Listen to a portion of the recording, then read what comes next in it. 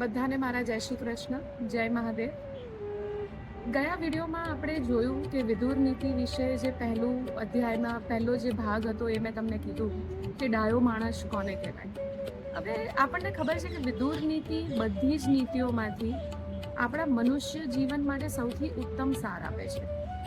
અને આજે આપણે વાત કરીશું કે વિદુરજી અને ધૃતરાષ્ટ્રજી જ્યારે વાતો કરતા હતા, જ્યારે ધૃતરાષ્ટ્રજીને ઊંઘ નથી આવતી અને વિદુરજી જ્યારે એમને બધું જ્ઞાન આપતા હતા કે ઊંઘ કોને ના આવે એ આપણે ગયા વિડીયોમાં જોયું અને એમણે સમજાવ્યું કે ડાયો માણસ કોને કહેવાય. આ વિડીયોમાં આપણે જોઈશું કે મૂર્ખ માણસ કોને કહેવાય, જે વિદુરજીએ સમજાવ્યું છે. વિદુરજીએ ધૃતરાષ્ટ્રજીને એવું કીધું કે મૂર્ખ માણસ કોને કહેવાય, જેનામાં બિલકુલ જ્ઞાન નથી પણ ચાર ચોપડીઓ વાંચીને એવું અભિમાન કરે કે મને બધું જ ખબર છે, મને બધું જ આવડે છે, હું બધા જ શાસ્ત્રોનો જ્ઞાની છું, એને મૂર્ખ સમજવો.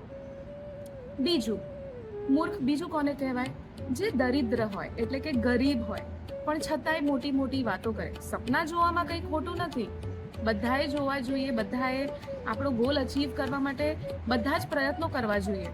પણ તમને ખબર છે કે તમે દરિદ્ર છો, તમારામાં કંઈ તાકાત નથી, પણ છતાં બી તમે આડા અવળા ખર્ચા કરો જે જરૂર નથી. આપણે કહીએ ને ચાદર હોય એટલી જ પગ ફેલાવવા જોઈએ.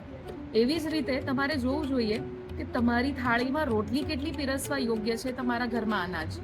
અને જો આ તમે દરિદ્ર હો અને છતાં બી તમે ખોટા ખર્ચા કરો કે ખોટી રીતે જીવો તો એ માણસ પણ મૂર્ખ ગણાય. ત્રીજો વ્યક્તિ કોણ મૂર્ખ કહેવાય, જે ખોટા સાધનોથી, જેમ કે ખોટું કામ કરીને પૈસા કમાવાની વૃત્તિ રાખે. અને વિદુરજી અહીંયા બહુ જ સ્પષ્ટ રીતે કહે છે ધૃતરાષ્ટ્રજીને કે તમારા દુર્યોધન જેવા. હવે આવું કહેવા માટે એક મંત્રીની હિંમત હોવી જોઈએ, રાજાને આવું કહેવા માટે. અને વિદુરજીમાં એ હિંમત હતી કારણ કે ખૂબ જ સત્ય વચન હંમેશા કહેતા હતા અને એટલે જ કહેવાય એ સત્ય વક્તા હતા. તેમણે ચોખ્ખું કીધું કે જે વ્યક્તિ ખોટા સાધનોથી પૈસા કમાવાની વૃત્તિ રાખે, કે ધન પ્રાપ્તિની ઈચ્છા રાખે, રાજ્ય પ્રાપ્તિની ઈચ્છા રાખે, એને મૂર્ખ સમજવો.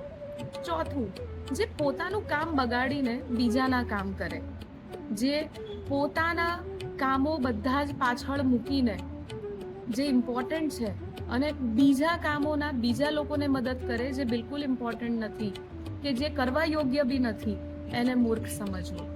પાંચમું, મૂર્ખ કોને કહેવાય, જે પોતાના લોકોનું અપમાન કરે, જે પોતાના લોકોને દુઃખી રાખે પણ બહારનાને સુખી રાખે, જે પોતાના લોકો સાથે ખરાબ સ્વભાવથી વર્તન કરે પણ બહારના લોકો સાથે બહુ મીઠી વાતો કરે અને મીઠું વર્તન કરે, એ લોકોને મૂર્ખ સમજવા. વિદુરજીએ આ વસ્તુનો ખૂબ જ સુંદર સાર આપ્યો છે આપણને. ભલે આ થોડી 4-5 વાતો હશે પણ એમણે આવી બહુ બધી વાતો કીધી છે વિદુર નીતિમાં, જે આપણે દરેક વિડીયોમાં જોઈશું. આજના વિડીયો માટે આટલું જ. બધાને મારા જય શ્રી કૃષ્ણ, જય મહાદેવ.